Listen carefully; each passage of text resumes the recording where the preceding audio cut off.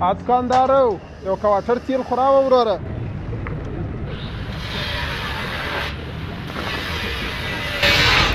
څه یې سپې وروره؟ 15 افغانۍ. 15 ولې خو په پمپو کې په 1 افغانۍ دي.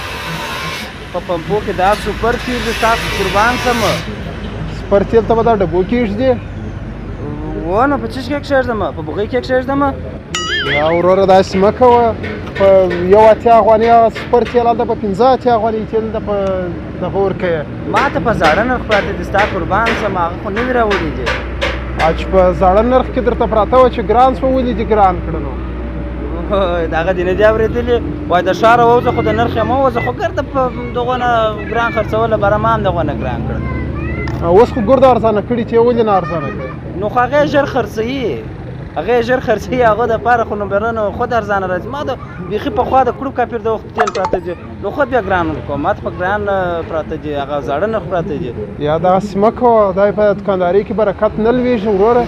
ګرده ښار په 8 افغانۍ په 1 افغانۍ دي چې په 15 افغانۍ ورکوي. دا ظلم مه کوه. نصیحت مه راته کوه. پنجې دې راباندې سو بره به بل وارې درکړم سمه ده. مه راته ګوره ځه ولاړ سه. پنجې بیا ګوره سبا چې رالې بره بیا تیل ور واچوم هغه په هغه کې سره مجرم. هغه مې در بخښلی دی د یو څه انصاف کوه.